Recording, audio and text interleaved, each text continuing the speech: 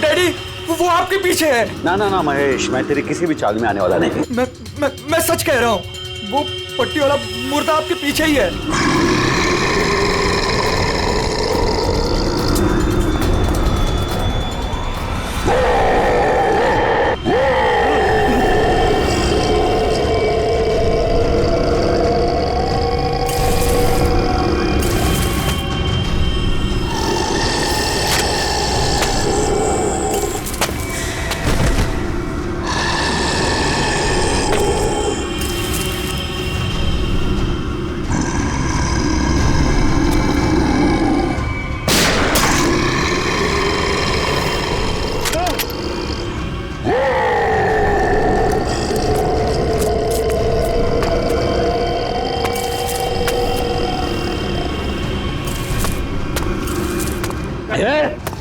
देखो भाई, तू मुझे माफ कर दे।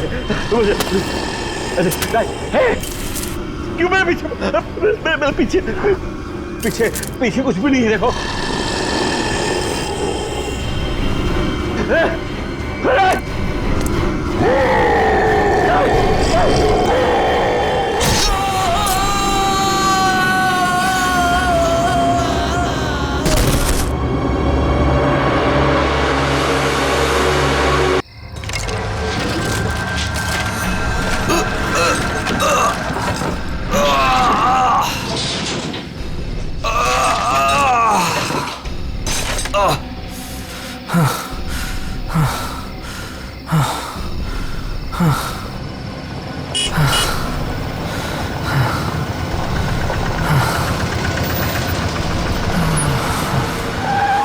क्या हुआ भाई?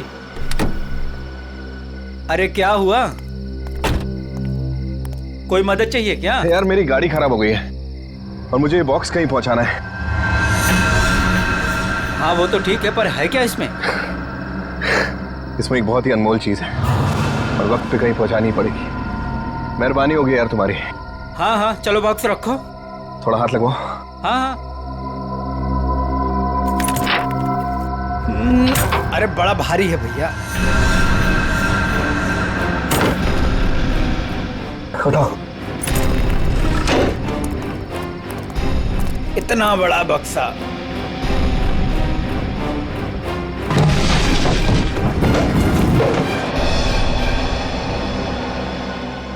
ये एड्रेस है, इस बक्से को इस जगह छोड़ देना। क्या मतलब है? आप नहीं आ रहे हो? एक मिनट, ये कुछ पैसे रखो, इसे सही जगह पहुंचाओ। बक्सा उतारिए। हाँ? मैंने कहा ना बक्सा उतारिए। अरे मुझे नहीं करनी आपकी मदद। अरे बेवकूफ समझा आपने? हाँ, बक्से में क्या है क्या नहीं है। तुम ये सब रखो यार, लेकिन टाइम पे बक्सा जिस एड्रेस पे बोला है वहां पहुंचा देना। हाँ देखिए मेरी एक शर्त है, बक्सा खोल के देखूंगा मैं। अरे क्या है क्या नहीं है इसमें। सुन मेरी बात सुन, मेरी नौकरी चली जाएगी, इसे मैं नहीं खोल सकता। बस पास में ही तो जाना है, प्लीज लेके जाओ ना यार। ठीक है भाई, भरोसा करता हूं मैं। इंसान इंसान के ही काम आता है।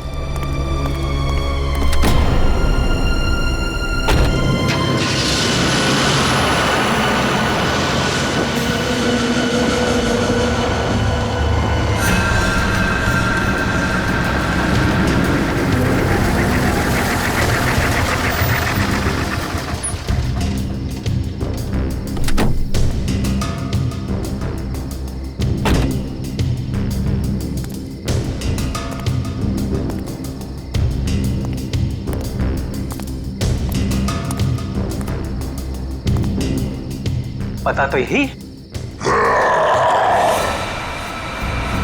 कैसी चीख! अपने को क्या बक्सा यहीं उतार के चलता।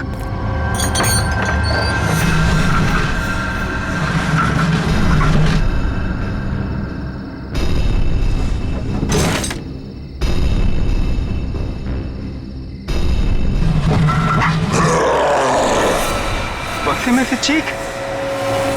हे भगवान!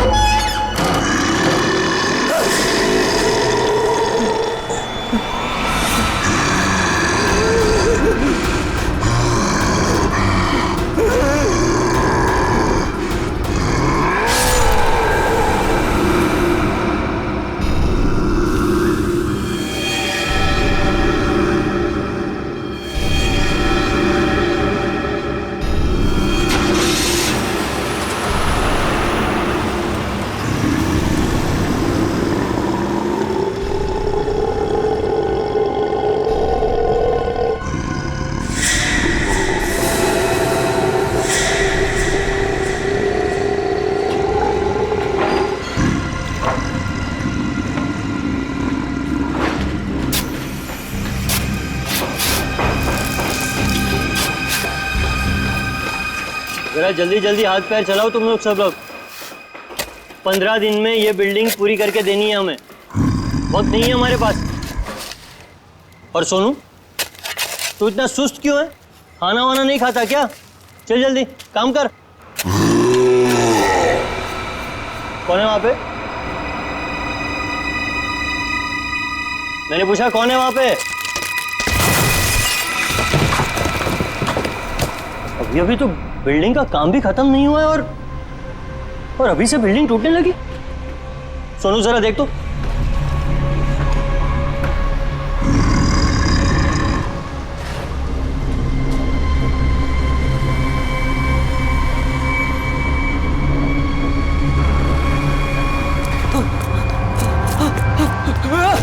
भागो, सब भागो यहाँ से। सोनू, वरना सब मारे जाओगे। सोनू हुआ क्या? सब अरे हुआ क्या? किस चीज की आवाज थी? और ये चेहरे पर निशान कैसा है? पट्टियों वाला मुर्दा। मुर्दा? मुर्दा मुर्दा कुछ नहीं होता है, ये जरूर कोई चोर और घुसाया होगा। एक काम करो, सब लोग मेरे साथ चलो, चलिए मेरे साथ।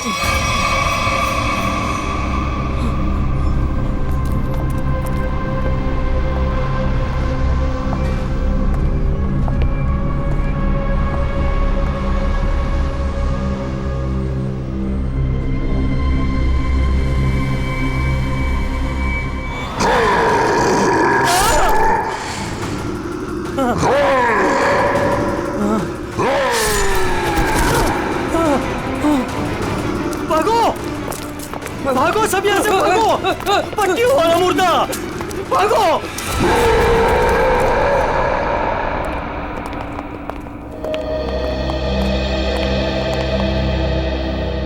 सर, मैंने और मजदूरों ने मिलकर एक फैसला किया है।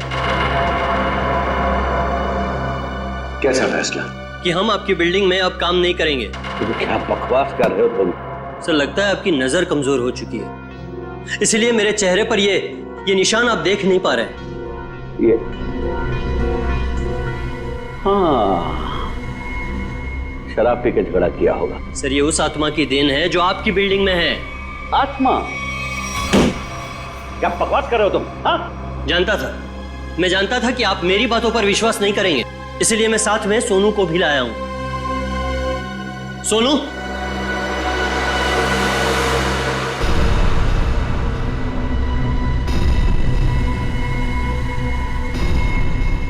देखिए सर, बेचारा इतना घबरा गया है कि कुछ बोल नहीं पा रहा है। सोनू, ये सब क्या है? साहब, पट्टी वाला मुर्दा और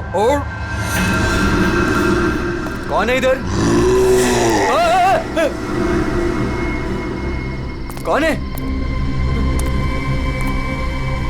कौन है उधर?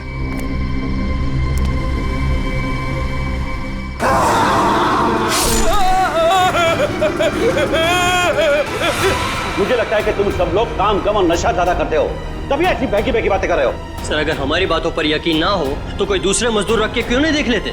जब वो अपनी आप बीती सुनाएंगे तब तो आपको विश्वास हो जाएगा ना। बिल्कुल रख लूंगा। इस शहर में मजदूरों की कोई कमी नहीं है। इस शहर में काम की भी कोई कमी नहीं है।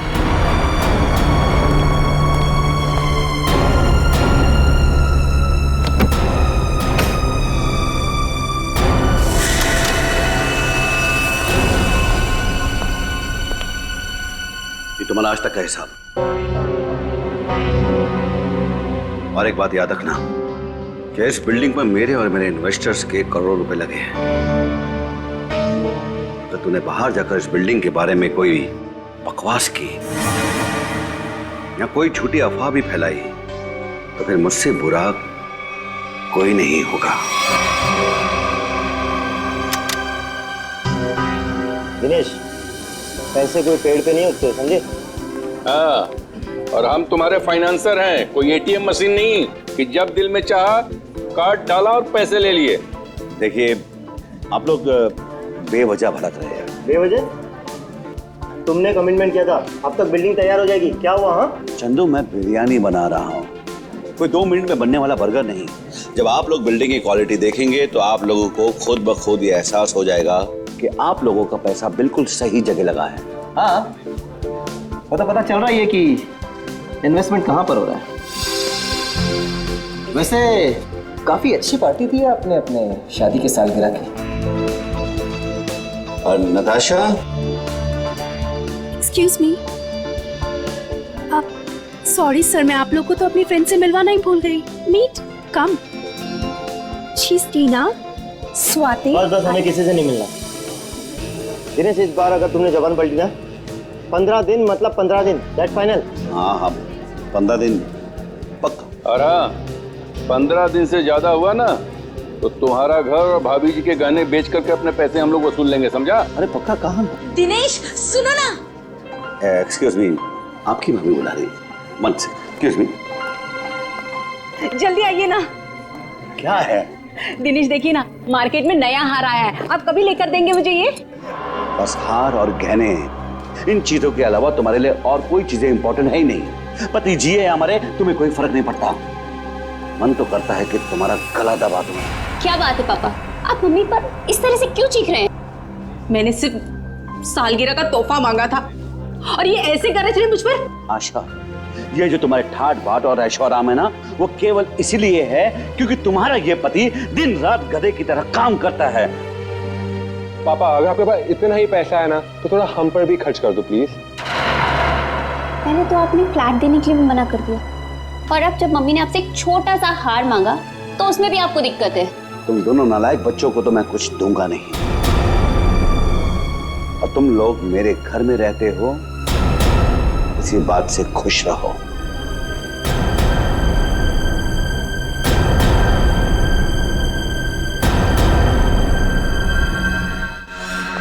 नहीं चाहिए मुझे नकली जेवर, जिंदगी भर मुझे नकली जेवर ही दिए हैं। एक छोटा सा हीरे का हार ही तो मांगा था मैंने।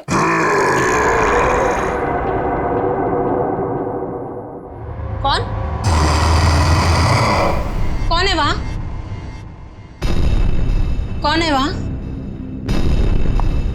कौन है वहां?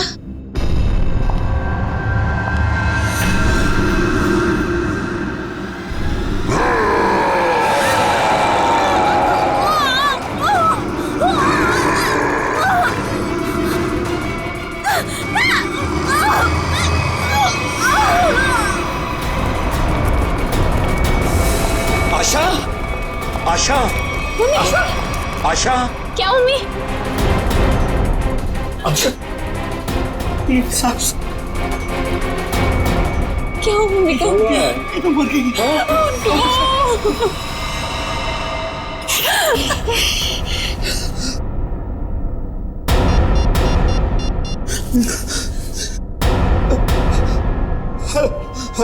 Hello CID.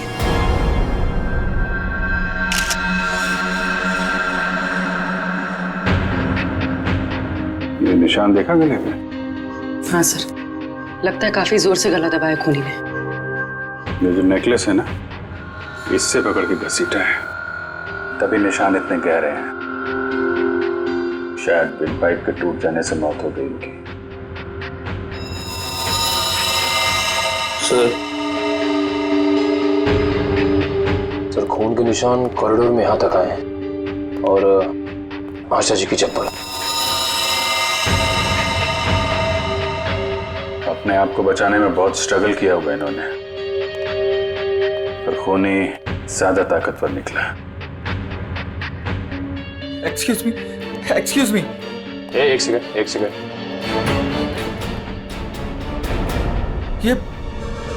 ये सब कैसे हो गया सुलेखा? आज तो इतना शुभ दिन था, शादी के सालगिरह वाले दिन। आपकी तारीफ? जी मैं सुलेखा का हस्बैंड। अच्छा, तो आशा जी आपकी सास थी? जी। सास ससुर की एनिवर्सरी पार्टी में आप काफी लेट नहीं आ रहे हैं? वो बिजनेस मीटिंग में फंस गया था, इसलिए लेट हो गया। बस अभी अभी पहुंचा हूं। ठीक है, इधर आ जाइए आप। दिनेश जी, आपको किसी पे शक है? कौन कर सकता है ऐसा काम? सर, मेरी वाइफ की किसी से कोई दुश्मनी नहीं थी। सर, मैं यही कह रहा हूँ कि दिनेश ने खुद ही अपनी बीवी का खून करवाया है। सर, हमने इसका झगड़ा सुना था। ये अपनी बीवी से कह रहा था कि मैं तुम्हारा गला दबा दूंगा। पति जी है हमारे, तुम्हें कोई फर्क नहीं पड़ता। मन तो करता है कि तुम्हारा गला दबा दूं। तो बकवास कर रहे लोग। अगर मैंने गुस्से में कुछ कह दिया तो इसका मतलब ये तो नहीं ना कि मैं सचमुच वो कर दूंगा। वैसे ऐसा हुआ क्या था कि आपको इतना गुस्सा आ गया कि आपने गला दबाने की धमकी दे दी, वो भी शादी की सालगिरह वाले दिन? सर, इसकी वजह भी ये लोग ही है। ये मेरे इन्वेस्टर्स हैं।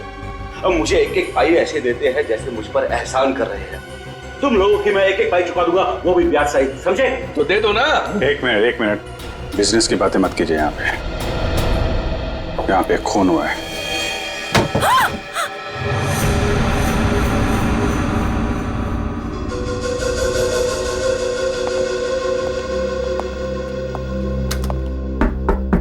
कौन है अंदर? दरवाजा खोलो।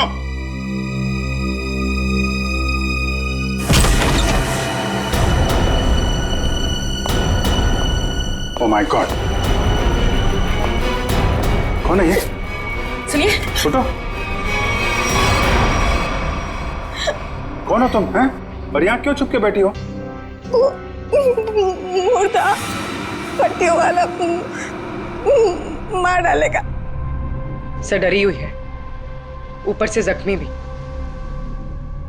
देखो, आप बिल्कुल घबराइए मत। हम लोग सीआईडी से हैं। आपका नाम क्या है? कोमल। कोमल? कोमल, आप यहाँ क्यों चुप के बैठी थी? वो पट्टियों वाला मुर्दा बाहर घूमते हुए देखा। पट्टियों वाला मुर्दा? जैसे मैं यहाँ से बाहर निकली तो पट्टियों वाला मुर्दा बाहर था। अच्छा ठीक है, तुम वो जो भी पट्टियों वाला मुर्दा था उसका स्केच बनवा सकती हो? हाँ। Very good. स्केच आर्टिस्ट को बुलवाओ और इस घर का कोना कोना छान मारो। देखो खूनी के बारे में कुछ सुराग मिलता है क्या?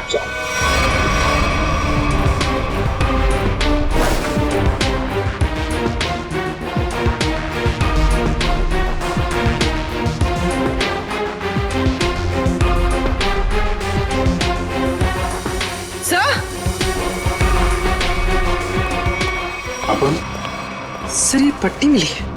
क्या? यहाँ पर।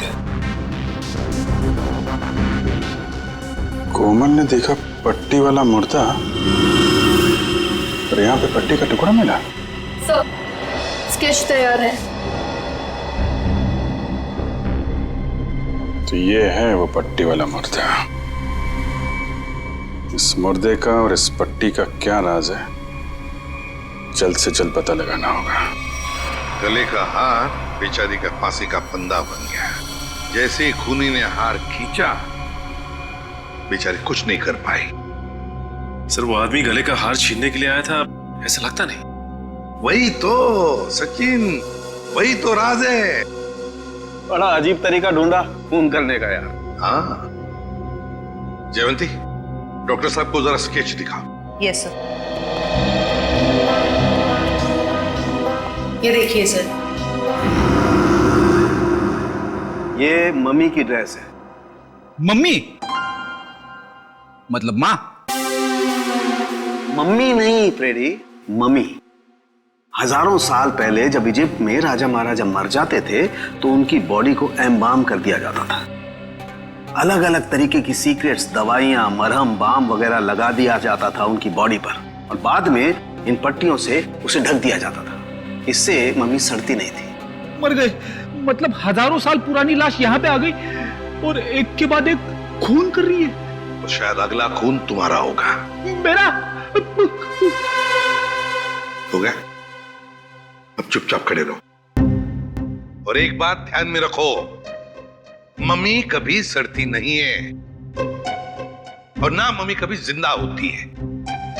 अच्छा सर, ये जो पट्टी का टुकड़ा हमारे हाथ लगा है, कहीं ऐसा तो नहीं कि ये खूनी के साथ हाथापाई के दौरान आशा जी के हाथ आ गया? नहीं, ऐसे नहीं हुआ। तारिका जी, आप ठीक है वहां पे? नहीं। फिर एक सीआईडी ऑफिसर बोल रहा है कि इनके हाथों में पट्टी आई थी, मतलब आई थी। सीआईडी ऑफिसर आसमान से उतरता है क्या? उससे गलती नहीं हो सकती। ये पट्टी का टुकड़ा जो आप लोग लेकर के आए हैं, ये हाथापाई में नहीं फटा है। अगर हाथापाई में फटता तो सीधा नहीं फटता, टेढ़ा मेढ़ा फटता, समझे? और ये टुकड़ा कोई मामूली टुकड़ा नहीं है। 1500 साल पुराना है ये टुकड़ा। 1500 साल? 1500 साल? 1500 साल? जी, किसी ने मम्मी की पट्टियां खरीद ली हैं। कहां से सालूंगे साहब? ये इजिप्ट से? अरे यार, लोग पुरानी मम्मियां खोद खोद के निकाल रहे हैं और चोरी छिपे बाजार में बेच रहे हैं। ऐसी एक मम्मी शायद इंडिया में आ गई। बाप रे।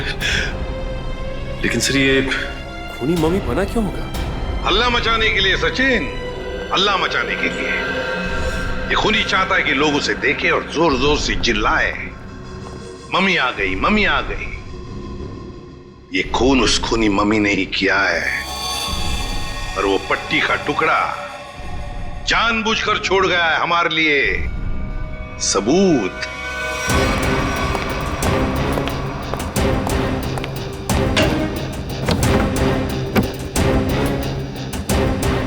आज तो मैं इस मम्मी का काम तमाम कर दूंगा।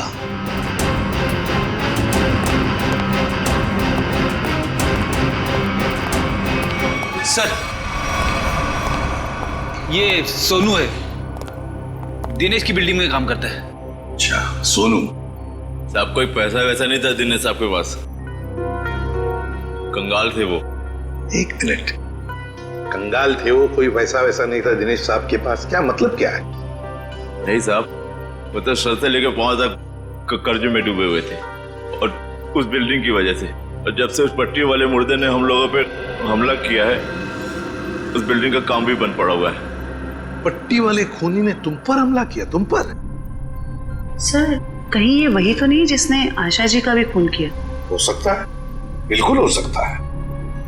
वैसे वो पट्टी वाला खूनी दिखता कैसे है? सर, पट्टियों में लिपटा हुआ, एकदम सड़ा सा मुंह, चेहरे पे खून लगा हुआ था जैसे उसको कोई चोट लगी हो। मतलब उसकी सर आवाज भी बहुत अजीब सी थी, उसकी सर आवाज भी।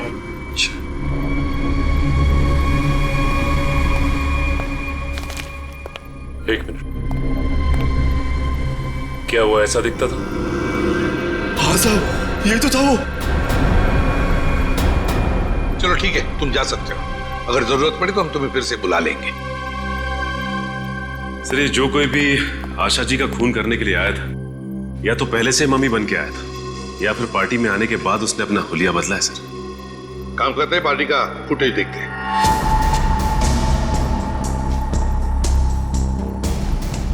एक मिनट, पॉज करो। ये देखो, ये है ना महेश, आशा जी की बेटी सुलेखा का पति महेश। हाँ सर, लेकिन ये तो कह रहा था कि आशा जी की मौत के बाद आया था ये पार्टी में। झूठ बोला हमसे, वो झूठ बोला। जयवंती सर, फोन करके बुला लो उसे अभी, इसी वक्त।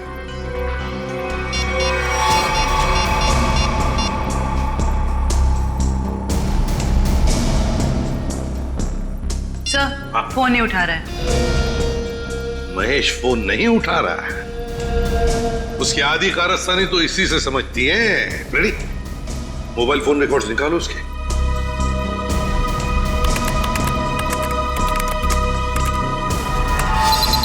सर, ये रहे महेश के फोन कॉल रिकॉर्ड्स। 40 बार फोन किया है एक ही नंबर पे, और ये नंबर तो उसके सासू माँ का है। सर, सासू माँ से इतना ज्यादा लगा? इस महेश से मिलना पड़ेगा। महेश। एक्सक्यूज मी,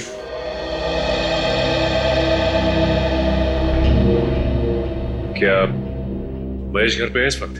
नहीं सर, महेश जी तो अभी घर पे नहीं है। लेकिन प्रॉब्लम क्या है सर? देखिए, महेश ने हम सबसे झूठ बोला। जब आपकी माँ का खून हुआ, उससे पहले ही महेश वहां मौजूद था। आपका मतलब है मेरे पति ने खून किया है? देखिए, हमें उस पर शक है। लेकिन सर, वो ऐसा क्यों करेंगे? पैसों के लिए। पैसों के लिए किया होगा उसने। सब पैसों के लिए? लेकिन सारा पैसा तो डैडी के पास है, उन्होंने आज तक माँ को कभी कुछ नहीं दिया। तो फिर महेश जी जो क्यों हत्या करेंगे मेरी मॉम की? अब ये सब कुछ तो हमें महेश ही बताएगा। लेकिन हाँ, अगर महेश आपसे कांटेक्ट करता है तो हमें खबर कीजिए। तो फ्रेडी इस महेश का मोबाइल ट्रैक करो, सब पता चल जाएगा।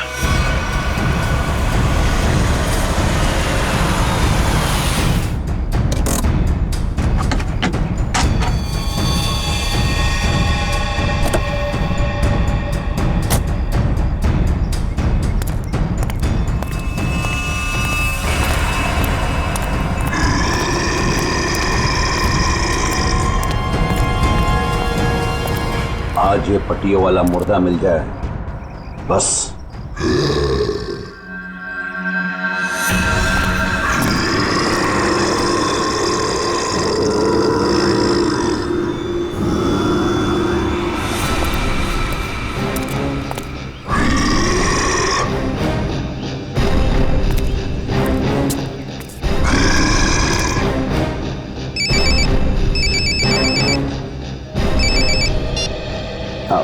हेलो।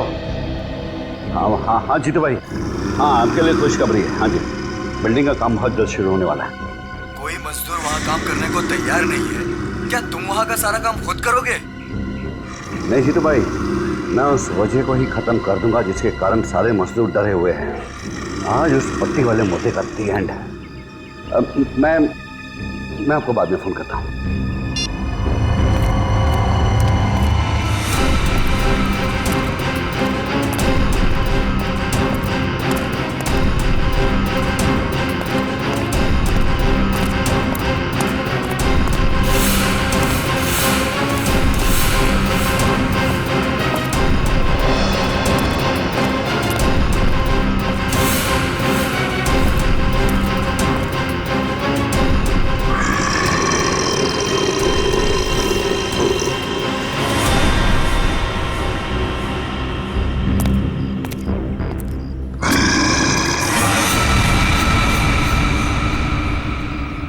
आवाज है,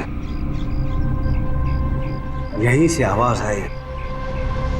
पट्टियों वाले मुर्दे, आज तू बचेगा नहीं, आज तुझे छोड़ूंगा नहीं मैं। गोली मत चलाना। तो तू ही ये सब कुछ कर रहा है और तूने ही आशा को भी मारा।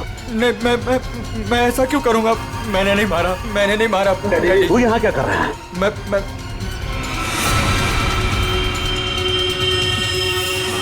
डैडी, वो आपके पीछे है। ना महेश, मैं तेरी किसी भी चाल में आने वाला नहीं। मैं सच कह रहा हूँ, वो पट्टी वाला मुर्दा आपके पीछे ही है।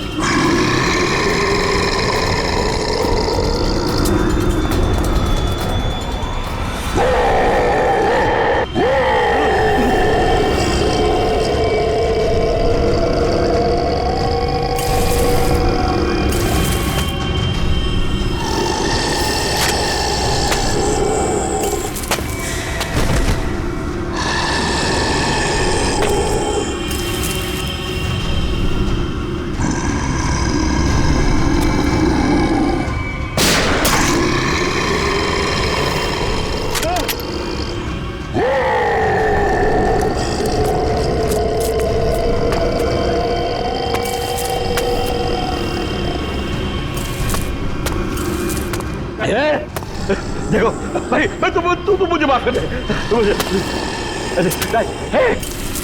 क्यों मैं पीछे कुछ भी नहीं है। देखो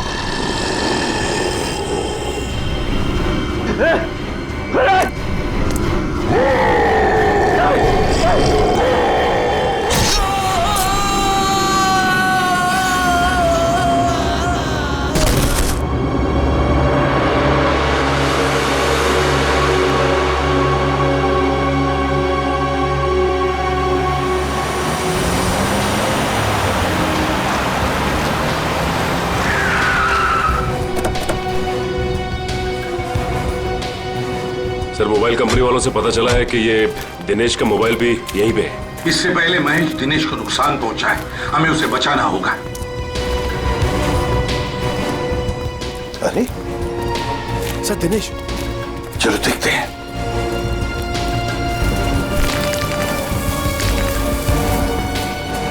माय गॉड, ये तो जिंदा है। सच, जल्दी से एम्बुलेंस बुला, जल्दी। फ्रेडी, जयवंती देखो आसपास। Yes sir.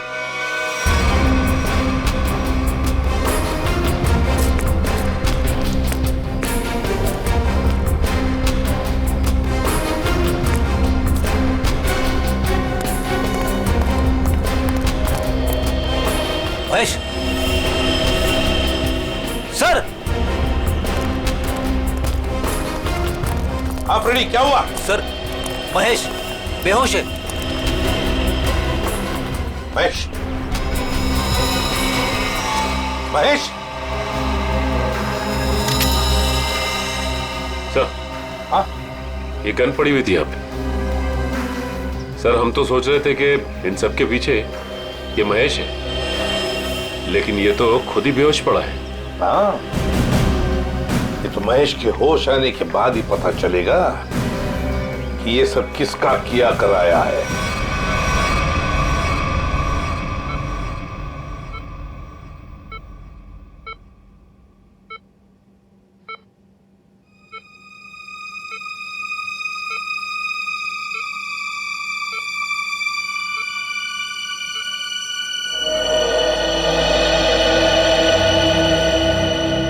डॉक्टर साहब, अब कैसी तबीयत है मेरे पापा की?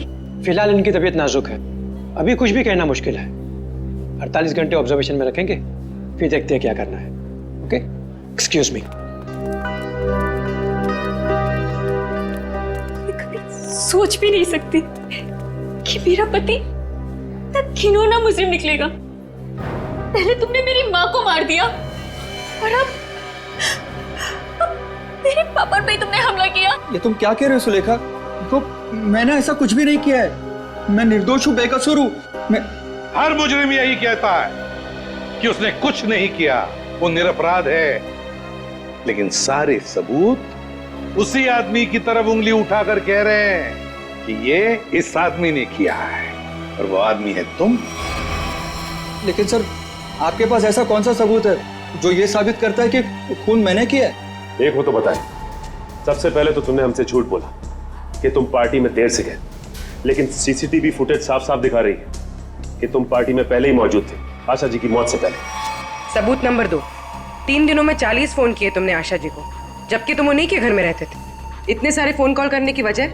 और जिस वक्त क्राइम सीन पर दिनेश जी मिले, उस वक्त सिर्फ एक ही आदमी मौजूद था, वो तुम थे। मैं डर गया था सर, डर गया था। दरअसल बात यह है सर कि मैं नया बिजनेस चालू करना चाहता हूँ, और जिसके लिए मुझे पैसों की जरूरत थी, और मैं चाहता था कि वो पैसे मुझे सासू माँ जी दे दे। बस सर इसीलिए मैं उन्हें बार बार कॉल कर रहा था, और कोई वजह नहीं है सर। तो इनके कहने का मतलब है कि ये पार्टी में पैसे मांगने के लिए गए थे आशा जी से, है ना? हाँ सर, उस दिन मैंने देखा कि ये लोग बिजनेस के लिए मुझे पैसा नहीं दे रहे, और सासू माँ को लाखों करोड़ों के गहने दिए जा रहे। और तुमने गुस्से में आकर मार डाला आशा जी को? नहीं, मैंने उन्हें नहीं मारा। मैंने कहा ना, मैं उनसे पार्टी में बात करने गया था, पर मेरे बात करने से पहले ही उनका मर्डर हो चुका था। नहीं महेश जी, कौन विश्वास करेगा तुम्हारी इन बातों पर? पहले तुमने आशा जी को मारा, फिर दिनेश जी के पीछे पड़े, और वो भी कहां पर? अंडर कंस्ट्रक्शन बिल्डिंग में। ये गलत इल्जाम है। मैं वहां पर उनसे भी बात करने गया था, मैंने नहीं मारा। ऑफिस में नहीं जा सकते थे, घर में नहीं जा सकते थे? उनसे बात करने में ऑफिस ही गया था, पर जब मैं ऑफिस पहुंचा सर, तो वो निकल चुके थे अपनी साइट पे सर, इसीलिए मैं साइट पर चला गया। पर जब मैं साइट पर गया तो सर मैंने देखा कि एक पट्टी वाले मुर्गे ने उन्हें धक्का दे दिया वहां से सर। आशा जी और दिनेश जी पर मम्मी ने हमला किया? हाँ सर। पंकज, ये तो उस आदमी ने किया जो दुनिया को दिखाना चाहता है कि ये किसी इजिप्शियन मम्मी ने खून किया है। पर वो हमारे परिवार के पीछे क्यों पड़ा है? डॉक्टर साहब कह रहे थे ना कि इस तरह की पुरानी और महंगी पट्टियां आसानी से नहीं मिलती। सचिन, सेंट्रल स्टेट लेबोरेटरी से पता लगाएंगे कि पट्टियां कहां से और कैसे मिली है। मैं सीआईडी से आपसे मिलना चाहती हूँ। डॉक्टर चारू आप ही? हाँ, मैंने ही आपको फोन किया था। डॉक्टर चारू, इस पट्टी को पहचानती हैं? ओह माय गॉड, ये पट्टी आपको कहाँ से मिली? ये पट्टी तो हमारी लैब से चुराई गई थी। इस सिलसिले में एक डॉक्टर को काम से भी निकाल दिया गया। आइए।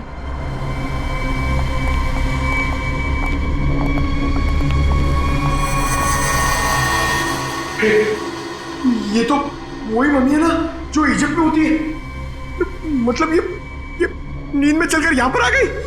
आप भी अच्छा मजाक कर लेते हैं। दरअसल हर साल इजिप्ट से इन मम्मीज को हमारे यहाँ रिसर्च के लिए भेजा जाता है और सर ये मम्मीज 1500 साल पुरानी है। तो क्या सिर्फ इन्हीं मम्मीज की पट्टी गायब है? हाँ सर, कुल 5 मम्मीज की पट्टियाँ चोरी हुई थी, जिसमें से 2 पे मैं काम कर रही हूँ इन्हें गलने से बचाने के लिए। अच्छा, आप कह रही थी ना कि एक डॉक्टर को काम से निकाल दिया गया पट्टी चुराने के इल्जाम में। उसकी डिटेल मिल सकती है हमें? हाँ सर, देती हूँ।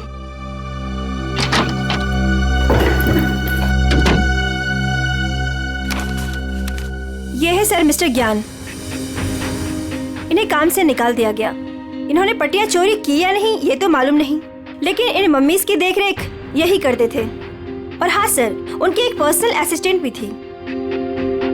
इनकी असिस्टेंट का कोई फोटो, नंबर या एड्रेस है आपके पास? वो उनकी पर्सनल असिस्टेंट थी, इसलिए हमारे पास उनकी कोई डिटेल्स नहीं है। सर, 5 मम्मीज की पट्टियां गायब है और खूनी खुद मम्मी बनकर दिनेश के परिवार के पीछे पड़ा है। क्या बोल रही? ये खूनी दिनेश के ऊपर दोबारा हमला करेगा। क्या हुआ डॉक्टर? आप पापा को इतनी अचानक से क्यों शिफ्ट कर रहे हैं? देखिए, इनकी हालत पहले से ज्यादा बिगड़ गई है। अगर इन्हें आरजे हॉस्पिटल भर्ती नहीं कराया गया तो इनका बचना मुश्किल हो जाएगा।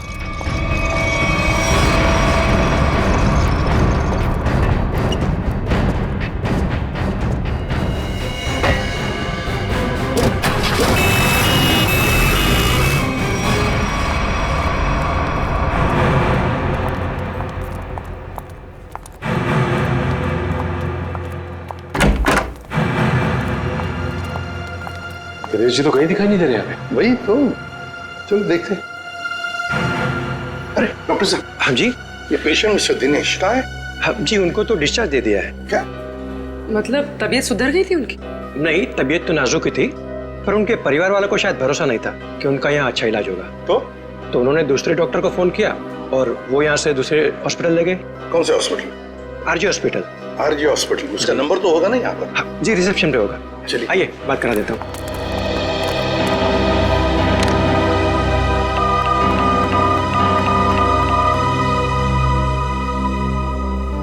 Hello, RJ hospital. देखिए, मैं एसीपी प्रद्युमन बोल रहा हूँ, सीआईडी से। आपके हॉस्पिटल में अभी अभी एक पेशेंट एडमिट हुआ है। दिनेश नाम है उनका। नहीं हुआ है?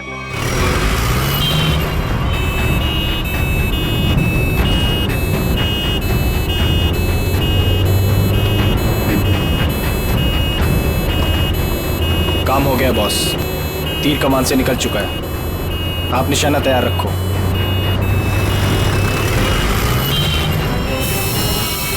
अरे धुआं कहाँ से आ रहा है? अरे गाड़ी रोको, गाड़ी रोको, गाड़ी रोको।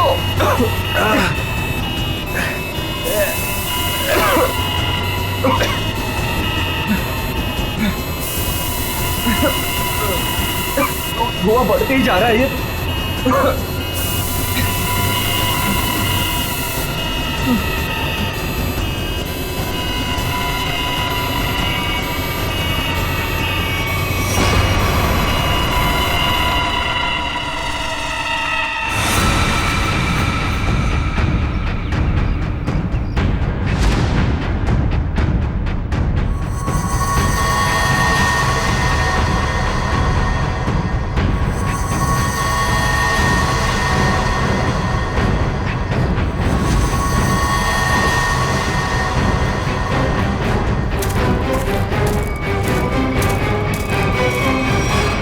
क्यों, अब तुम्हारे जीवन का मकसद पूरा हो गया? हाँ, पिछले 10 साल से मैं इसी दिन के तो सपने देखती आई हूँ। और देखो, आज मेरा सपना पूरा हो गया। नहीं नहीं, सीआईडी के रहते अपराधियों के सपने कभी पूरे नहीं होते। सीआईडी? क्यों डॉक्टर ज्ञान? पेशा डॉक्टर का, काम एक अपराधी का। अबे देख क्या रहे हो? उड़ाओ सीआईडी वालों को।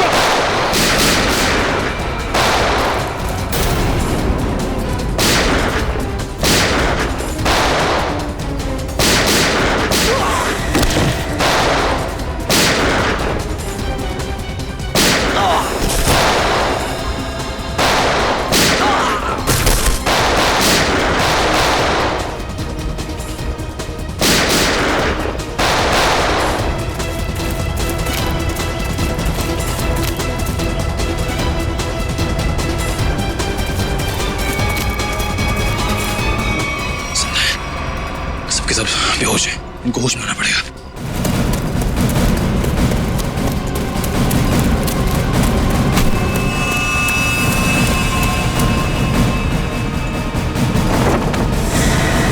तुम जिंदा लोगों को मम्मीफाई करी थी ना? मैं तुम्हें सिखाती हूँ मम्मीफिकेशन किसे कहते हैं। अपराधियों को मम्मीज बनाने का काम हम करते हैं। मैं दिनेश की सेक्रेटरी सिर्फ इसलिए बनी ताकि इससे अपने भाई के मौत का बदला ले सकूं, और इसलिए मैंने मम्मी बनकर इसकी बिल्डिंग में काम करने वाले लोगों पर हमला किया ताकि मम्मी की अफवाह फैल जाए। तुम कुणाल की बहन हो? नाम मत लो अपनी गंदी जबान से मेरे भाई का। एक वक्त था जब वो तुम्हारा सबसे करीबी दोस्त था, और तुमने क्या किया? दोनों साथ गए थे ना विदेश पैसा कमाने के लिए। सर, इसको सहयोग से एक मम्मी मिली, और मेरा भाई चाहता था कि वो ये मम्मी वहां की देश की सरकार को सौंप दे, लेकिन ये दिनेश उसे ग्रे मार्केट में बेचना चाहता था। सर ऐसा सर।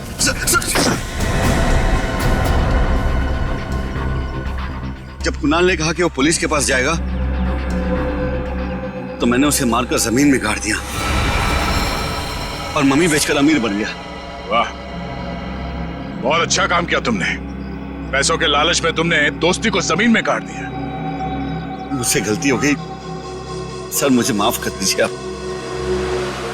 अब ये तो समझ में आ गया कि तुमने नताशा को नौकरी पे इसलिए रखा क्योंकि तुमने कुणाल की बहन को देखा नहीं था।